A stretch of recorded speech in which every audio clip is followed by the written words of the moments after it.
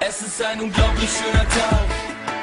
Draußen ist es warm, er ist auf dem Weg nach Hause mit der Bahn.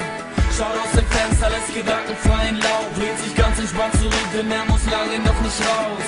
Ein paar Menschen steigen ein, andere wieder aus. Er wechselt grad das Lied und plötzlich stand da diese Frau. Und er dachte sich, wow, sagte klar, der Platz ist frei. Sie lachte und er dachte sich, nur bitte komm, sprich sie an. Das ist das Schönste, was du je gesehen hast. Und sie hat sicherlich kein Mann. Stell dich nicht so an, bin ich jetzt Mann. Doch alles, was man hört, ist mein Herzschlag. Was soll ich nur sagen, irgendwas knockt mich aus. Ich bin ein Versager, weil ich mich doch nicht trau. Mein Kopf ist voller Wörter, doch es kommt nichts raus. Sie steht auf und steigt auf. Bye, bye, bye, bye, meine Liebe des Lebens. Und ja, wir beide werden uns nie wiedersehen. Kann schon sein, dass man sich im Leben zweimal begegnet, doch es beim zweiten Mal dann einfach zu spät ist. Es ist ein unglaublich schöner Tag.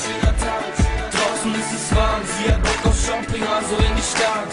Sie braucht so Sachen, die Frauen halt eben brauchen. Bikini, eine neue Tasche und außerdem will sie schauen, also los, ab in die Bahn. Zieht sich ein Ticket 4,70 für die Fahrt, ist ja ganz schön hart, doch dann sieht sie diesen Typ, findet ihn süß, setzt sich extra zu ihm hin und denkt sich, bitte, bitte, bitte, bitte komm, sprich mich an.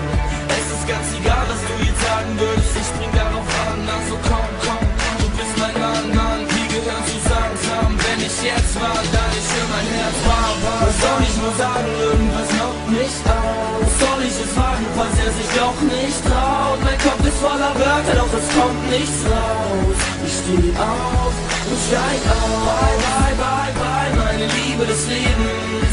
Und ja, wir beide werden uns